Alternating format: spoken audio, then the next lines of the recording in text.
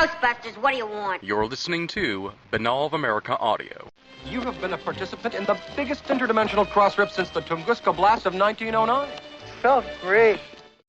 And one thing, actually, the bird in the background kind of reminded me of a part of the book here where you're talking about animal spirits, and the lady that you reference in the book, who I think she wrote a book or something, and she's into that scene, the animal spirit scene, right. Her dog passed away, and she has a parrot, and the parrot says something when the dog's around. We need to get someone that should be the next big thing here for ghost hunting. I'm making a suggestion now. So all the ghost hunters out there, get yourself a parrot, teach it to talk, and then use that as a tool on a ghost hunt. That's my new suggestion. You know, that's probably not too far off from some of the things that people are out there using anyway. Yeah, at least that way you could be like, dude, do you see anything? And then the parrot might be like, yeah, there's this or whatever, you know. It could be something cool to use. Absolutely objective parrot. I do know a grouip that brings their dogs, and they say, oh, yeah, the dogs get jumpy when there's ghosts around. Exactly, but we need someone who can communicate that, so we need a parrot. That's the thing. I'm throwing that out there, ghost hunters. I'm making a challenge to you. I want to see a parrot in use. Yeah, that'll help the mainstream. Yeah, we'll get acceptance now. Yeah, totally. And the cool part about Ghost Files is that it's a little bit collaborative. There's a lot of stuff in there from the folks on your website and stuff like that. I guess just talk a little bit about the collaborative nature of the book, The Ghost Files, and sort of how you got some of the contributions from the people on your site. Well, I wanted to kind of tackle different subjects, because the point I wanted to make with the book is that it's not just ghosts and haunted places. Look at all the things that shoot off from here. We got to take folklore into account, because why did we hear about some places being haunted and not others? And if there are ghosts, and spirits, maybe there can be animals. And if they're out there, can we communicate with them? Are we psychic? How do we do the investigation? All these kinds of things. And over the years, so many people have been contributing their own experiences, their own accounts. I'm just one person with my own limited experience, but all these other people have had such rich, profound encounters that I wanted to include them to kind of illustrate some of the points that I was making. So a lot of it just came down to this is stuff I read every day because it's my website. This is stuff that's coming in from all over the world, and it forces me almost daily to kind of rethink what I know or what I think about the subject, because something new always comes in where I just say, wow, I really didn't consider that. And so, I don't know everything. It's just me. But when you start to get a group of people all kind of weighing in on the topic, it gets interesting, and you start to think of things you didn't before. So that's what I wanted to bring to the book, because that's exactly what the website's about.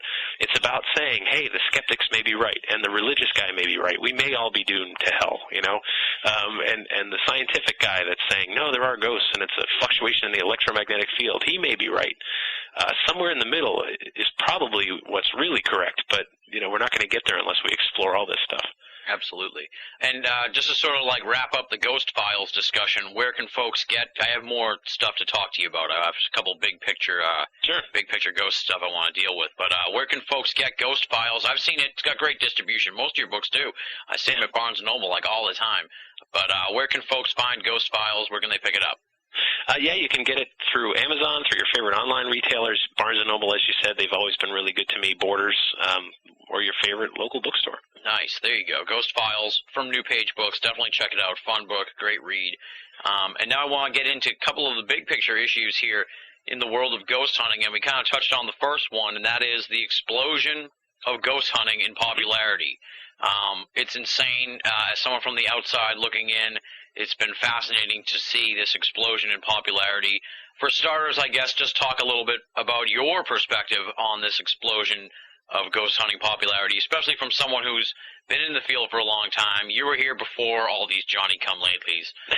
So what's your perspective on you're like the guy who's been following the garage band here that all of a sudden has a major record label and a #1 hit, and you're like, wow, this is bizarre. They've made quite a leap. So I don't know. Talk a little bit about how you've seen the explosion progress from your point of view? Well, I'm not surprised, first of all. There's a lot of things that feed that. And, years ago, back in the 90s, there were paranormal investigative groups. They just didn't have TV shows and stuff like that. So, and they were much fewer and further between. But I did notice, and this is something that I have noticed through all of them, which is why my group is so exclusive and good. There's so much ego with these groups that often what I've found is wherever you find one paranormal group, soon there will be two. Yeah. And two will beget four. And four turns to eight. Because what happens is there's people in the groups, they start getting into personality clashes, ego clashes. Well, I'm a better ghost hunter. I know how this stuff works. I'm starting my own group. Hey, you want to come with me? Yeah, Yeah. And then those two people fight, and then they start their own groups. And then, of course, some people start to get television shows, and it turns into pop culture, propagating the idea to all kinds of other people who may not have ever thought of it before, and it's just exploding everywhere. First of all, I think it's a great thing. What the heck? I mean, you can sit around and drink beer all weekend, like I do, or you can go out and go ghost hunting, like I also do. It's a way to get out of the house. It's a way to do something that's really interesting and off the beaten path. It's a historical research. It's esoteric research. It's a spiritual quest. And for lots of groups, it's a very social thing. Some of these groups that go out on weekends, I've realized it's just a social group. That's what it is. They're not, and I actually appreciate the ones that accept that. They're like, hey, we're just a ghost adventuring group. We're not out to get book deals or TV shows or anything like that. This is just what we do on weekends. Nothing wrong with that. That's great. And then I recognize there are people that are really trying to do something different and make contributions to the field. That's great too.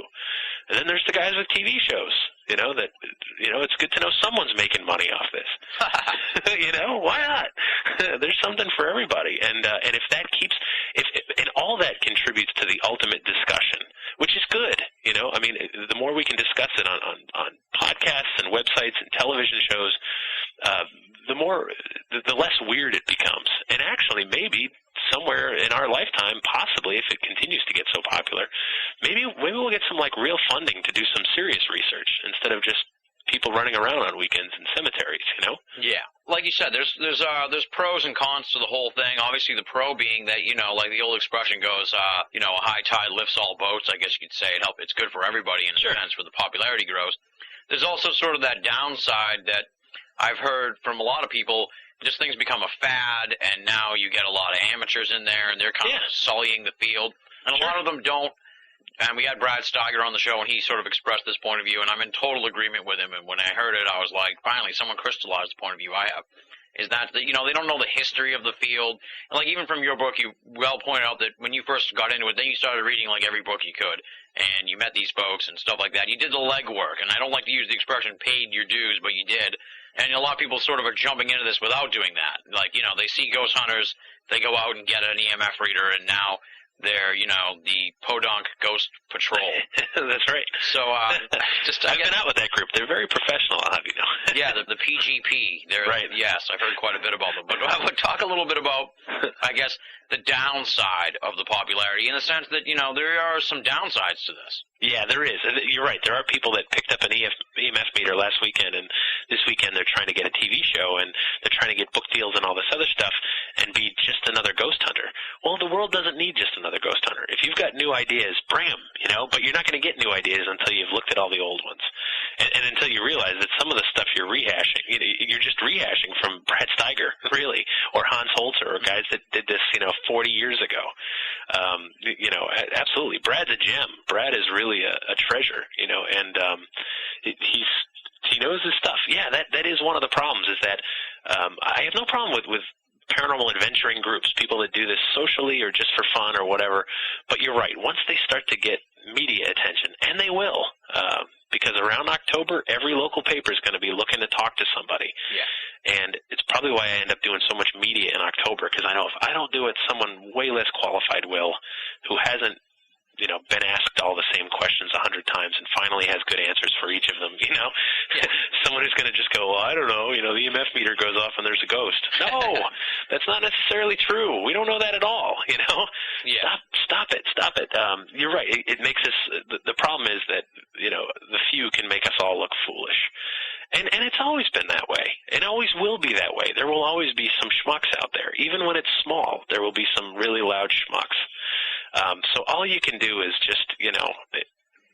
why I don't belong to any group, because then I'm never in any danger of someone in the group making me look stupid, except me.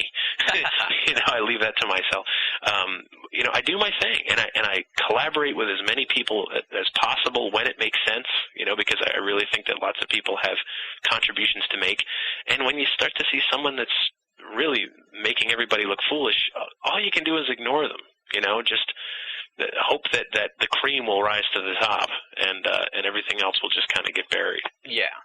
It's sort of like the old expression also, you're only as good as your weakest link. And when the explosion of popularity happens, then you get a lot more weak links. Yeah, no, that's absolutely true. And I know, it's like that in the UFO field, too. Absolutely. There's people that are just make everybody look foolish, and there's others, like Brad Steiger, that make everybody look really well thought and interesting. And then there's everything in between, too. Yeah, and the struggle is, in all these fields, is that because it's so off the beaten path of the mainstream, that there's really no way of policing the field. Everyone's sort of, it's wild and woolly, and everyone who wants to be a ghost investigator can. Everyone wants to be a ufologist, as long as they tag it on their name, and there's no way of being like, no, dear, you're not sanctioned by the American Ufology Association or anything like that. Yeah, right. That's one of the problems with them. I've always compared it to, the way you become a ghost hunter is pretty similar to the way you become a freelance writer. You just wake up one morning and you say, I'm a freelance writer. Yeah. It's the same way you become a ghost hunter. There is no certification. There's no nothing. You just wake up and you say you are one, and some people have been doing it for decades and some have been doing it for days. And unfortunately, the public may not know the difference. Mm-hmm. Which is too bad. But hey, maybe if it keeps getting more popular and more television shows, not that television is real, but at least it's promoting kind of how it works out there. I thought Lost was a documentary. Right. Honestly, the only television I watch is New England Patriots football and occasionally The Simpsons. But if it's anything else, I haven't seen it. Wow. Yeah, I don't have time. I've watched some shows and I just go, oy, and turn it off and just get back to writing. There you go. Where do you see the popularity of ghost hunting going? Because I'm seeing it peaking right now with a lot of shows, and I feel like it's heading towards the peak, and we're getting very close now to, I think by the end of the year or by this time next year, we're going to be on the downslope. There's going to be some oversaturation. Yeah, no, I agree. The public can only stay interested in one topic for so long. The mass public, eventually every network practically does have some kind of paranormal content now. Yeah. And the public will just overdose on it, and it'll go away. But something else that's been cyclical is, I'm sure you've seen it. In the 80s, UFOs were kind of big. Totally. And ghosts not so much. And then in the late 90s, the ghost thing started getting big, and UFOs kind of went away. Mm-hmm. UFOs, I think, are heating up again. Yeah. They're starting to make the news more. They're starting to get TV shows again. And these things are cyclical. And then those will go away, and it'll be Bigfoot. And then ghosts will come back again. And one of the things I've noticed, too, with the interest in ghosts, this goes back to the mid-1800s. Every time there's great turmoil in the world, people get spiritual and start looking at spirit communication, psychics, and ghosts. Mm-hmm. It happened in the 1860s with the U.S. Civil War. It launched a huge boon for the spiritualist movement. So many people were dying in an untimely way, and so many families were left asking questions. They sought out spiritualists. I need to talk to my dead brother who died, fighting for the war. It happened again in World War I, it happened again in World War II, happened again in Vietnam. Every time that the world's in turmoil, there's a spike in interest in this stuff. And when's the last time it happened? 2001. Yep. September 11th. We're at war with everybody now, and I think that was part of the not only were we due in the natural cycle of things, I think that was kind of the catalyst that made people start going, wait a minute, what does it all mean? Totally. What does it all mean? And those questions lead people to church, and it leads them to asking other kinds of questions that maybe they can only find in a haunted building. Absolutely. To sort of stay on the theme here of this ghost hunting phenomenon right now, when the bubble bursts on ghost hunting, where do you see the field being when that happens? So obviously, as the popularity is so huge right now, a lot of people are going to bail when this isn't the hot thing to do anymore. The good part about these cycles is that when you get a big wave like this, some of them are going to stay. And, that's right. That's what you hope for. That's the salvation of the field, really, is every time there's a big cycle, you pick up the new people that are going to be carrying the field into the future. but it also really does a number on, I guess you could say, like the economy of the ghost hunting field. And from my perspective, in the UFO field, we've seen it post 9/11. 9/11 really put UFOs off the map until like this past year. Right. And it hurt the field. A lot of magazines went under. A lot of groups just lost tons of members. UFO conventions kind of went out the window. We've seen it really do a number on the economy of the UFO field. Do you think that sort of thing is going to happen with ghost hunting? When the popularity goes down, how do you think the field is going to, readjust to that new world?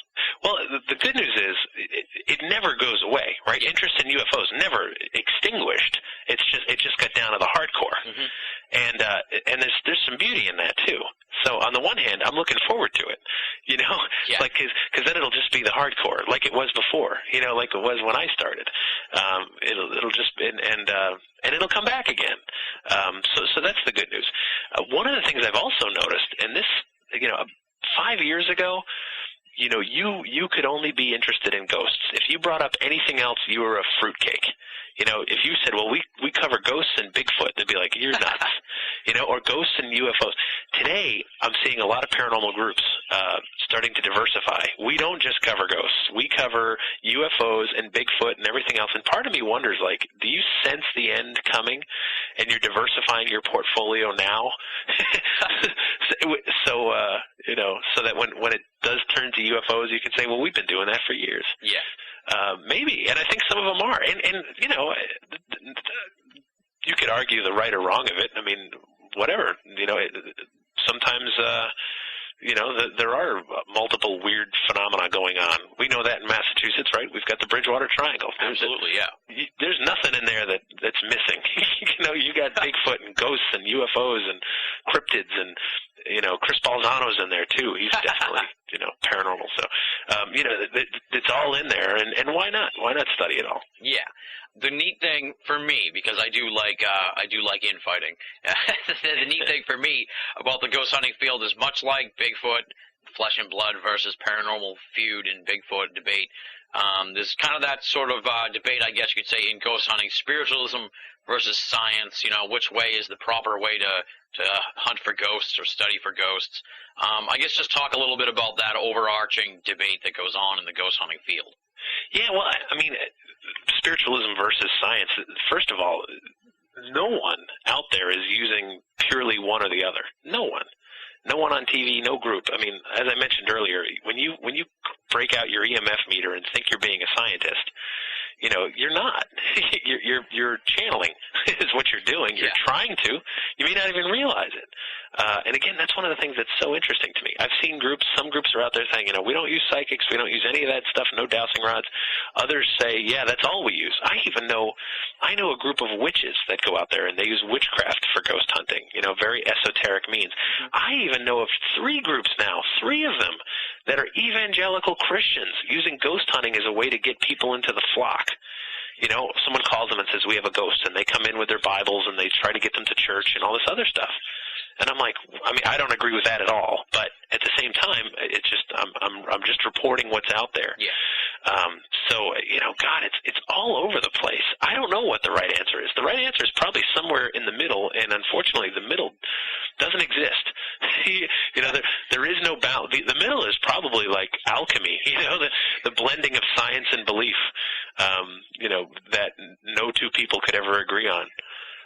But yeah, I think, I would never tell someone how to do this or not do this. I don't know. I don't know what gets results. For me, the most interesting evidence always is the personal accounts, the personal experience. If I go into the Lizzie Borden house and I hear voices and footsteps right above me and run upstairs and find no one there, it forces me to say, well, maybe that wasn't a ghost. I accept that. But damn, I don't know what it was at 11 o'clock at night, Yeah. So, no two ghost hunters are alike. That's certainly one thing I found. Yeah. Also, sort of on the infighting feud, and you kind of touched on this, how one group begets 2, begets 4. It is pretty bad, that interdisciplinary squabbling in the ghost hunting field. It seems like, well, for starters, the one of the things I'm down on, I guess you could say, about ghost hunting is kind of like how we made the joke about the Podunk Ghost Patrol. It seems like, if you want to be a ghost hunter, all you got to do is first you need, a name, then a logo, and then a website and T-shirts and stuff, and then an EMF reader, and, then next thing you know, you're going places and stuff. There's, like, TAPS, and they have their own sort of, like, little network, if you will, of groups and stuff like that. Then there's just so many. There's an alphabet soup of little minor league ghost hunting groups, and some groups that consist of 2 people right aren't really a group, although I count your one-person group as a group. Thanks. So, I appreciate that. I'll endorse it. I appreciate it. But, like, I guess just talk a little bit about that landscape of ghost hunting groups and how it seems like some of them work together, some of them feud. It's bizarre, but also fun to watch. It is.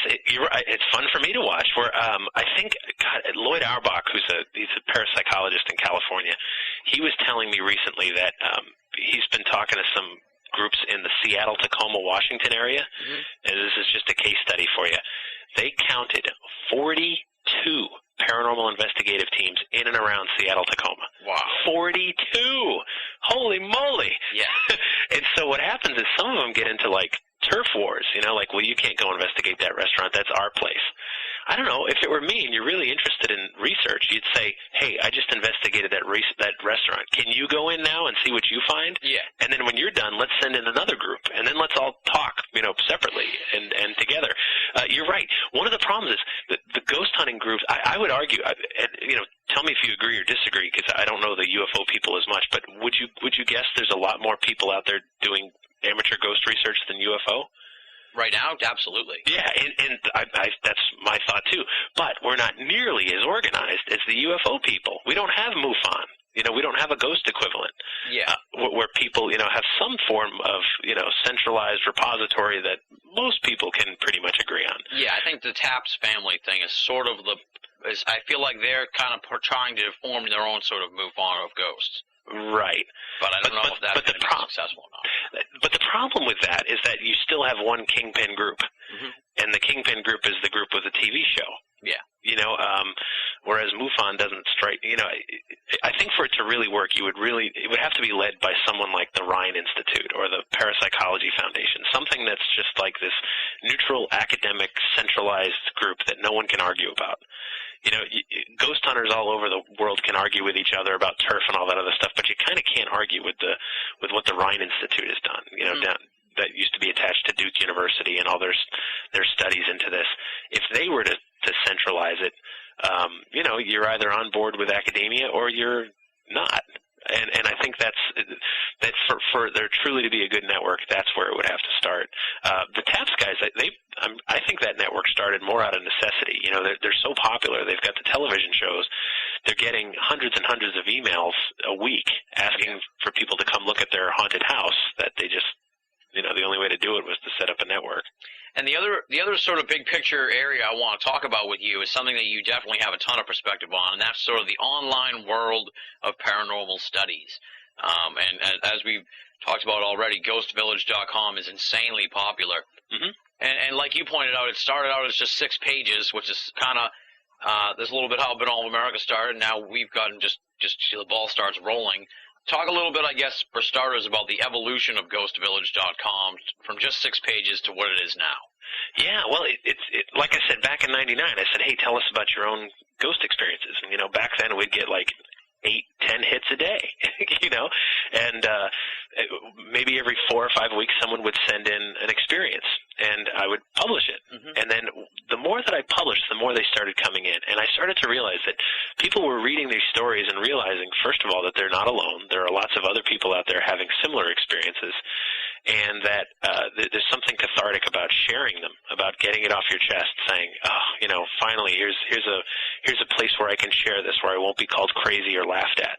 And it's also, of course, somewhat anonymous. It's the internet. They don't have to give their full name or picture or anything like that. Mm-hmm. So I think that was a big part of it. And then, we started reviewing books, we started interviewing people, and then finally other writers started contributing stories regularly. We put up the message board, which has just shy of 20,000 members now. And oh, wow.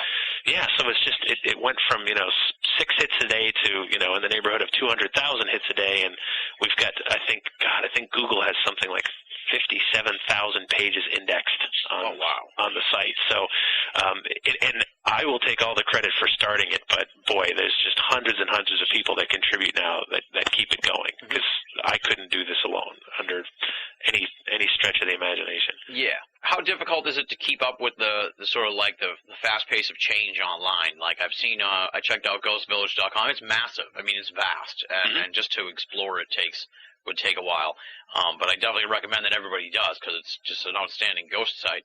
But how do you keep up with that fast pace of change? I see ghostvillage.com has sort of their own podcast series, Ghost Chronicles. You got a YouTube channel, Paranormal Journeys show on YouTube. How do you keep up with that fast pace of change online? Yeah, that's hard, because I mean, I will see new websites come up. Here's the other thing too, like, we are huge, and if I want to fortunately, after being in web development for over 10 years now, not just my site but professionally too, I've learned a few things over the years, so I can incorporate new stuff better. I mean, in the old days, you wanted to add a new page, you had to update 200 files.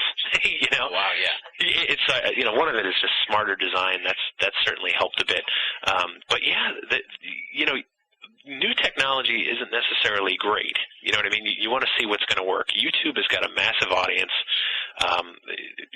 That just makes sense. People are more visual than ever before. They want to see video content. Some people are not going to be bothered to read online, but they will watch. They will listen. Podcasting, of course, is popular. So, part of it is just keeping up with the competition. The other part of it is just saying, what kind of site do I want to look at? Because I guarantee you I look at the site more than anyone else, being the guy that takes care of it every day. And I'm just, what would interest me to read or hear or see? Yeah. And those are some of the things I'm starting to seek out now. And my new thing is like, look, I've brought this massive audience together. I can only do so much. So, like, for example, the podcast, I have nothing to do with it. I'm just the publisher of it. But I like what Ron does. Yeah, that's the cool thing about Ghost Village, from what I've already seen on the site and stuff, is that you've really built a great community there and fostered a great community, which is cool, especially in light of, how antagonistic some other realms of the paranormal world are, that you've built a nice community there. Yeah, well, I think, I don't have all the answers. No one does. And I think if you can just expose people to lots of different perspectives. I publish stuff up there all the time that I don't agree with. There's someone that's written articles on, why orbs really are ghosts. I don't agree with a word of it, but I think that it's important people see it, and draw their own conclusions. If I was sure I had the answers, I'd be on the top of the mountain somewhere preaching and starting my own church and really getting rich. But I don't. And so what I can do is just make sure that, we stick to the objective of Ghost Village has never changed. It was never supposed to be just about me. It was always, let's look at all sides of the issue. And I think that's what keeps people coming back to us and, again and again. Yeah, well, in a sort of business perspective kind of way, you have done an awesome job too, and something that I really respect and definitely, will learn from just from the way you've done things is to build the brand of ghostvillage.com. Right.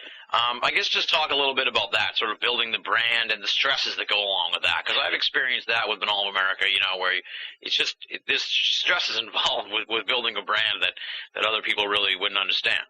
Yeah, well, this is where, again, to give away a trade secret, I used to work for an ad agency, and I was a marketing director of a company before I became a full-time writer. And so I understood from the beginning, I wanted a very consistent message. GhostVillage.com's tagline from the start was Ghost Research, Evidence, and Discussion. Always. It's never changed. It's never chased anything else. The logo has been very consistent and will remain so. This is it. This is our logo. It might adjust so slightly that you won't even notice it, but that's, the consistency in color scheme and everything else. Fortunately, it's become such a brand, my publisher wanted to put the logo on the cover. That wasn't my request. That was theirs. Yeah, that was cool. And it's great because people in the bookstore might pick it up and not buy the book, but they might go back and check out the website. Fortunately, I do a ton of media. I do television and I do radio and podcasts. And what's nice about the website is it's free. If you want to just dip your toe in, if you're not ready to buy my book just yet, if you're not ready to, whatever, jump in just yet, ghostvillage.com is free. You can go there when it's convenient for you 24/7, and you can check it out. You can learn from it. You can contribute. And I think that's the beauty of it, is it's just consistency is critical if you're going to build something that's going to last. You know, you can't go chasing different dreams or ideas. You can't change the way you do things. And number one, you can't be an egomaniac and say, well, I'm the ghost guru. This is how it works. No other opinions welcome. Because I've seen those websites. They get popular and then they go away pretty quickly as soon as too many people have a beef with the kingpin involved. Yeah. And I've got such a great team of moderators that run my message board. I absolutely couldn't do it without them. I've got great contributors that are always bringing in new material, and it's just grown. It's grown on its own inertia now, which is awesome. I mean, from a perspective, it's so much easier to run now than it used to be because I've got so much to work with. I've got stories coming in every day. It's just which one do I choose now? Yeah, that's the good part about it. And you got to have a great staff. Like, we have an awesome staff at Binnall of America, and I'm sure you have a great group of people helping you run Ghost Village. So, Absolutely. You can't do it alone. Nope. Sort of, let's talk about the world of the paranormal online, because you were in the field of the paranormal before the online explosion, I presume, and you've seen it explode online, not just the podcast and the YouTube stuff, but just in general. Before the internet, the world of paranormal study was a completely different world in a lot of ways. I guess just talk about the evolution of online research and the paranormal world, online publication for paranormal stuff, and the pros and the cons of the online explosion. Well, the good news is the internet it's an amazing resource. You can find things, you can research things so much faster online than you ever could before, and it's really sped up that whole process, which is great. The problem is the internet is so accessible that it's turned any wannabe into a publisher. Yeah. Now, I worked for newspapers and magazines before I ever got started online. I understand things like copyright law. I have proofreaders, things that, good content is still important. But one of the problems that I've run into a lot is just, flagrant disregard for copyright, where people will say, oh, that's a cool article, and just copy it and paste it onto their websites. Yeah. And you could spend all day chasing those people down, saying, you can't do that. It's illegal. You didn't ask. You just took it, and that's absolutely against the law.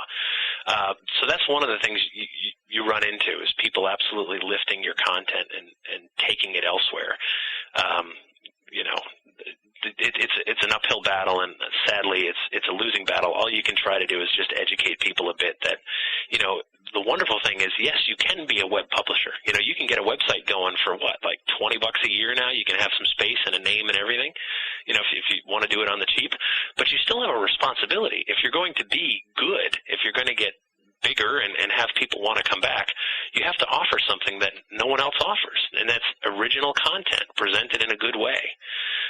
So again, there's a reason that there are a few websites that people go to most of the time, and others that people just jump in and out of. Mm-hmm. And the reason is those people understand it. They understand that they need to have content that other people don't have, perspectives, things that make people want to come back to those websites. And that's true in any field. Doesn't matter if it's ghosts or widgets or cars or guitars or anything else. Yeah. So the good news is there's a reason that some websites become the best known and most popular, and there's a reason that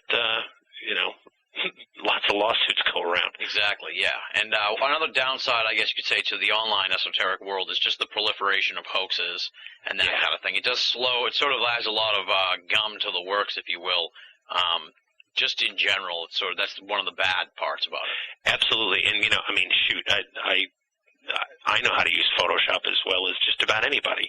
I could whip you up something, very convincing. But I've never put forward a ghost photo that I said, this is it, this is proof. Even when people send me things, it's always their word. I don't endorse anything ever. Someone sends me a photo, I'm like, hey, that's interesting. I'll put it on the site. It's part of the discussion. It's not me saying this is a ghost photo. It's me saying, here's what someone claims to be a ghost photo. And then I always ask them questions. Well, you got to tell me what happened surrounding this photo. Where where did you take it? What happened? What was the temperature? Tell us all about it. And then, you can decide for yourself if this is truly evidence worth discussing or just another person out there who might be fooling themselves. Yeah. And one of the complaints I've heard, I guess, more so in the UFO field and it's actually sort of the antithesis in the ghost field. It's just that the online world sort of hurt the personal nature of esoteric studies in the sense that, like I pointed out, a lot of UFO conferences don't do too well anymore, and a lot of UFO groups are kind of winding down and not as popular as they were before. But we've kind of seen the opposite take from the ghost hunting field in that it's actually kind of helped in a lot of ways. Both, helped and hindered, I guess you could say, the personal nature of that in the sense that it allows people to meet and sort of find collective interest in their own areas and stuff. One of the things that kills me is the emails that we get at Ghost Village, and we get a lot of them. Like, I need help. Can you come to my house? I live in Alaska. And you sit there and you go, oh man, these people are reaching out to you, but what they don't realize is that there's lots of people reaching out to you. And I kind of made the decision years ago is that, you can either help a few people a lot or you can help a lot of people a little. Yeah. And that's the route I took. I want to help a lot of people a little. It's all I can do. I put forth everything I have. It's either in my books or on my websites. I don't hold anything back. There's no secrets, In interviews or whatever, you can ask me anything. I won't ever answer with read the book, Yeah. Which is so obnoxious. But, so it's all out there. But what I can't do is come to your house in Alaska or Texas and sometimes not even in the next town over. I can't because I wouldn't have the time to do it any justice. Mm-hmm. And so what I can do is refer you to our message boards where there's lots of people that might be able to give you a hand, or if I know someone in your area, refer a case to you. So you're right. Sometimes it feels impersonal even for me. Even people who are like, oh, I read your book. I have this question, or, I need some help. Can you come here and check this out? And you go, God, I can't. I wish I could, but it's just me. It's just one person sometimes. And you've kind of been around the online world since '99 in the paranormal online world. Mm-hmm. I believe you've probably been doing a lot of online stuff before that. Where do you see the online world going, especially with regards to paranormal research? I mean, when you started Ghost Village in '99, people were just sort of hearing about MP3s. Right. The idea of being able to put together a radio show like we're doing now was something that was, maybe being talked about but wasn't being done.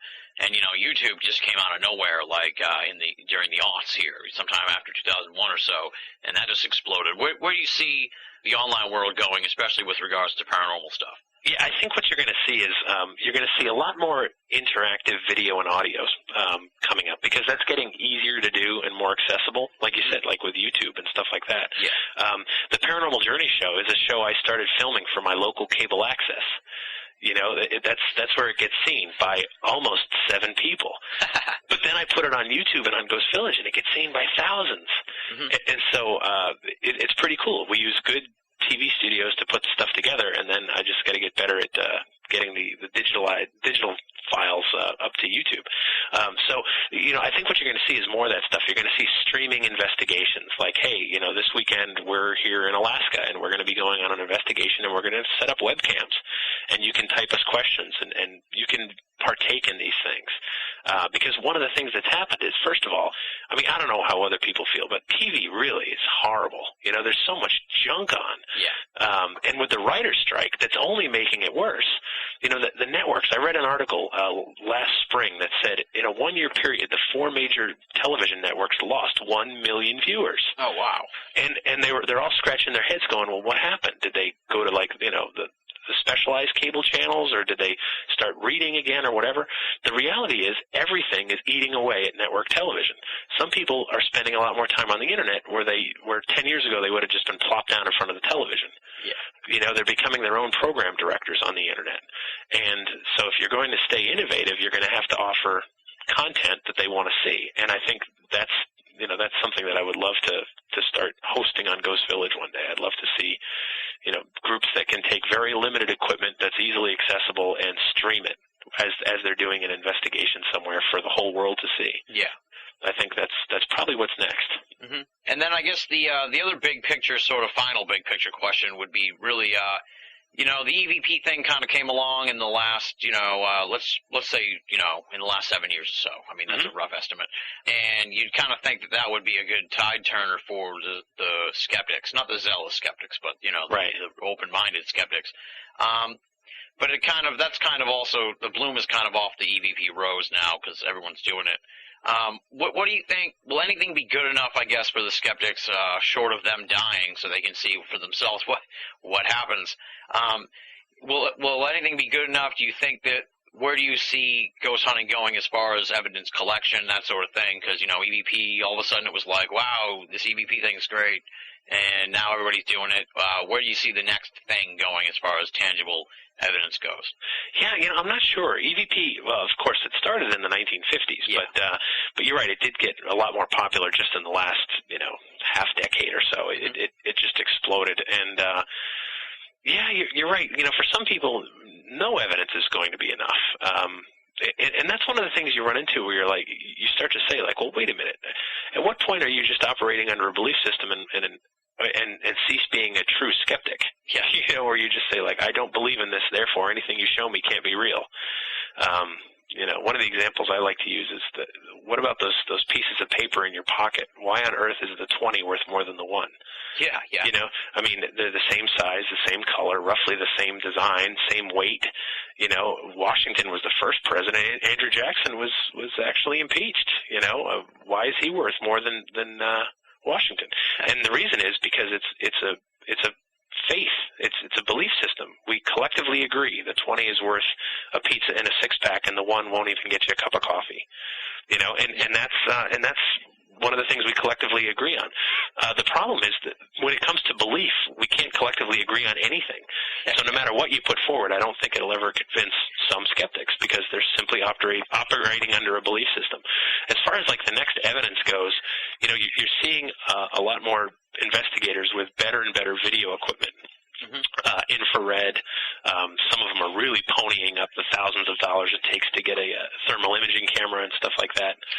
And I think you'll see more of that stuff as it gets less expensive and more accessible. And you seem to be pretty up to date, I guess you could say, or you're following the new science area in general. All the sort of alternative dimension, that kind of thing. Do you think we're headed in a direction where there's a chance maybe that area of science will not necessarily solve the ghost problem or the ghost enigma on its own, but maybe will unlock some element to the ghost thing, probably by accident? Yeah, I think what's happening is you'd have to put a quantum physicist, a psychologist, a scientist, a ghost hunter, a priest, a rabbi, and I guess some, and you and me, all in the same room, and say, listen, let's all talk about what we know, and realize that there's a lot more overlap here than we ever considered before. Yeah. There's so many things. The problem is that mainstream science, whenever it gets into the paranormal, they throw their hands up saying, whoa, I'll lose my grant, if I start talking about this stuff. And so they're forced to ignore it instead of just following the road wherever it may lead.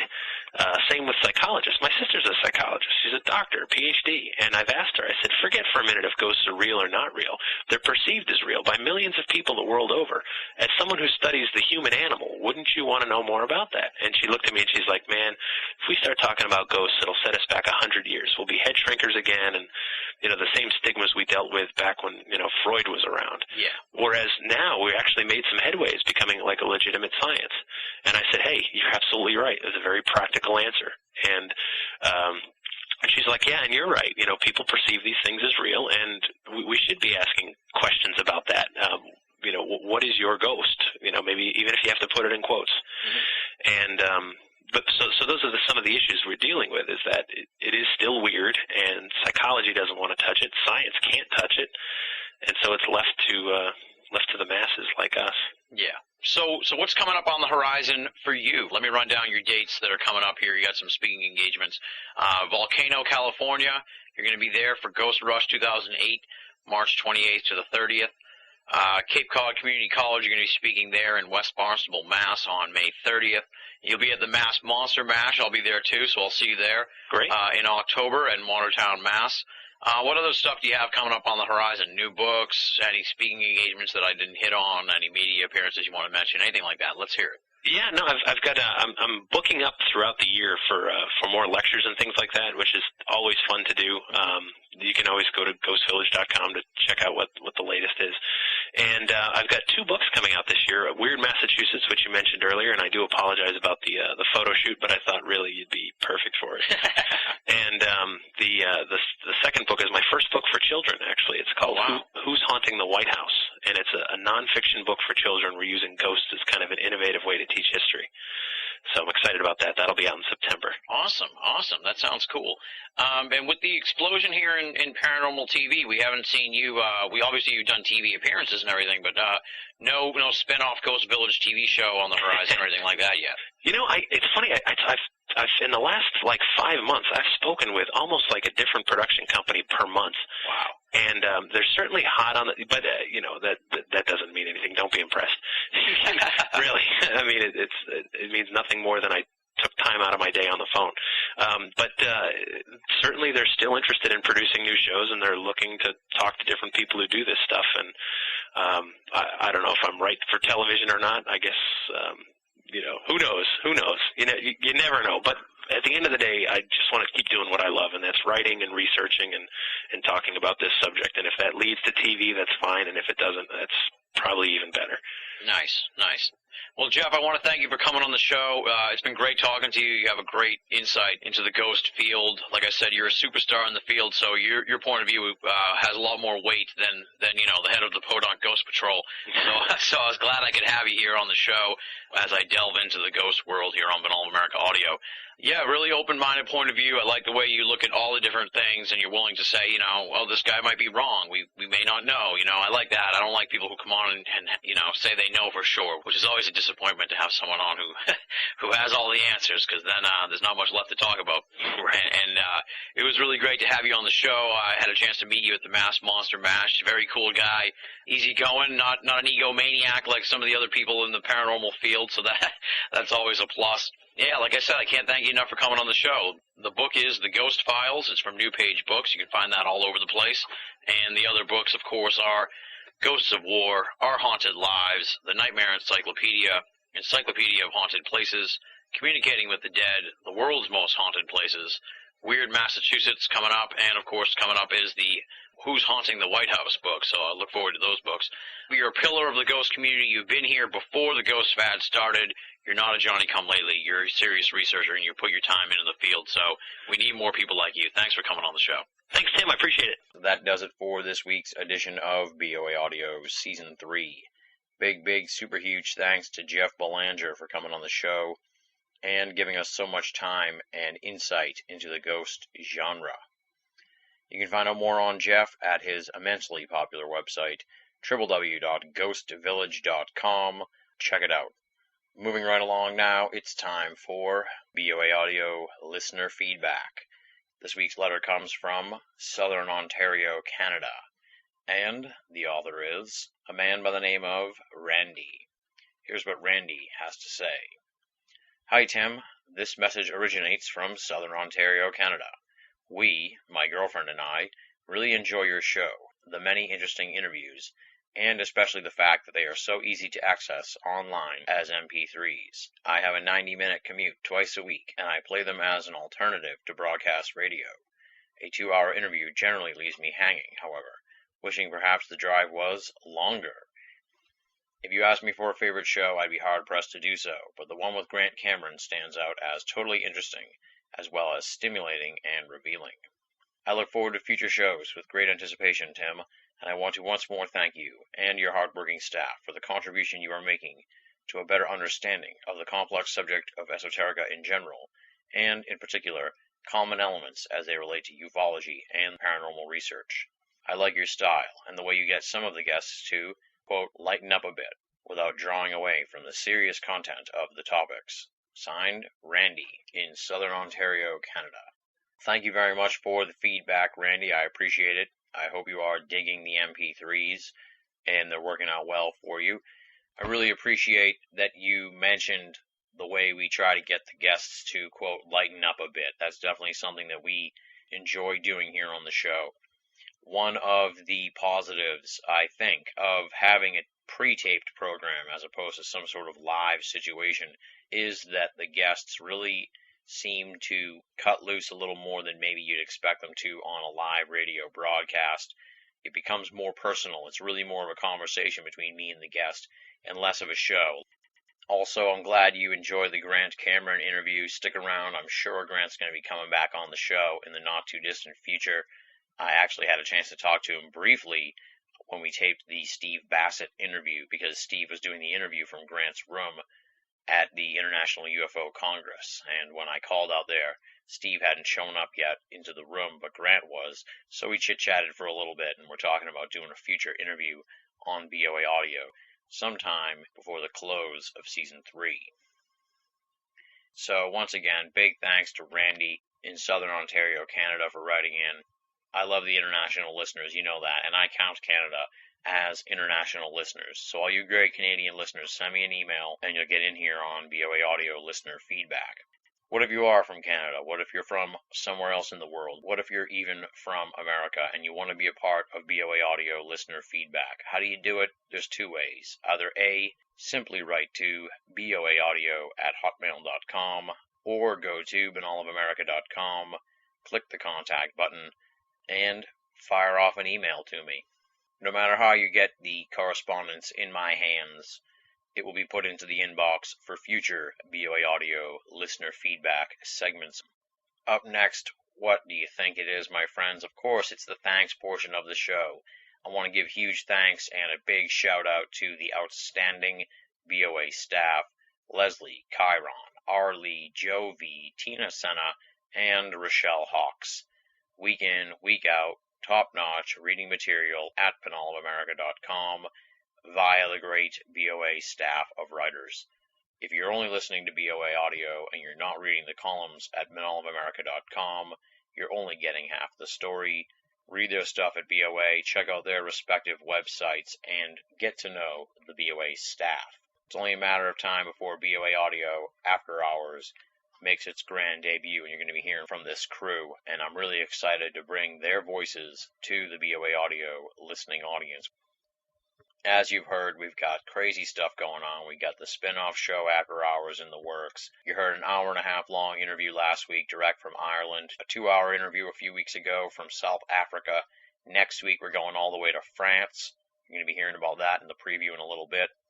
The point I'm trying to make is that's 3 long international calls over the course of about a month. And trust me, my friends, I just got the phone bill here in the mail this weekend, and that shit adds up. And as usual, the money for that sort of thing comes out of my pocket. So now, here during the program, we turn to you and ask you to make a donation to help support BOA and to help keep the costs down so we can maintain the price of the program, which is free for all of our great listeners and readers the world over. How do you make a donation? That's simple. You go to binnallofamerica.com and click the PayPal button. No donation is too small, and all of those donations go towards fueling the BOA starship. What else is there to say? What else is there to do? Only the preview for next week's program. We already sort of teased it, but I'm going to flesh it out now for you. We're going to be calling all the way to Paris, France, to welcome our guest, Gildas Bordes, one of the leading names in French ufology.